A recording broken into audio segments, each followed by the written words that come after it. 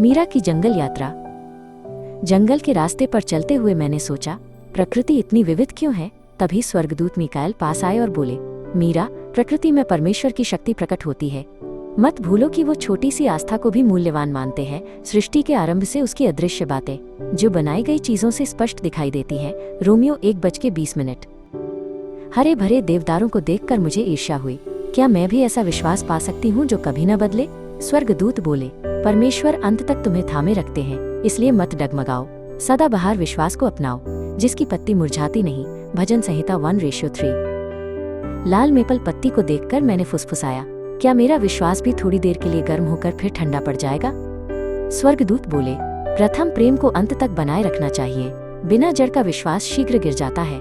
जड़ न होने के कारण वे थोड़ी देर विश्वास करते हैं, पर जब क्लेश आता है तो गिर जाते हैं। मत्ती दोपहर के 1:21। नदी को नीचे की ओर बहते देख मैंने कहा, मैं भी नदी की तरह नम्र होना चाहती हूँ। नम्रता आशीर्वाद का मार्ग है, पर घमंड सूखेपन का मार्ग। वचन को बहना चाहिए, तभी जीवन आता है। नम्रता आदर से पहले आती है। नीति वचन शाम के 6:12। तारों को देखते हुए मैंने बुदबुदाया, मैं छोटा और नगण्य हूँ, क्या परमेश्वर मुझे याद रखेंगे? मीरा, परमेश्वर तारों को भी नाम लेकर पुकारते हैं। वे तुम्हारा नाम कभी नहीं भूलेंगे। वो सबको नाम लेकर बुलाते हैं। भजन संहिता 147:4।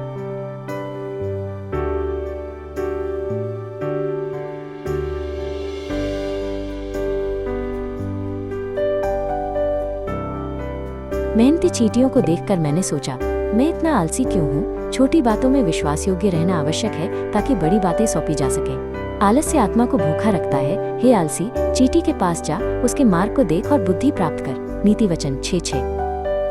भेड़ों को अपने चरवाहे की आवाज का अनुसरण करते देख मैंने कहा, मैं भी प्रभु की आवाज का अनुसरण करना चाहती हूँ। जो वचन सुनते हैं वही प्रभु की भेड़ें हैं। अन्य आवाजों से धोखा मत खाना। मेरी भेड़ें मेरी आवाज सुनती हैं, मैं उन्हें जानता हूँ और वे मेरे पीछे पीछे चलती हैं। यूहन्ना 10:27। खेत जोतते बैल को देखकर मैंने ठान लिया, मैं भी निष्ठावान बनना चाहती हूँ।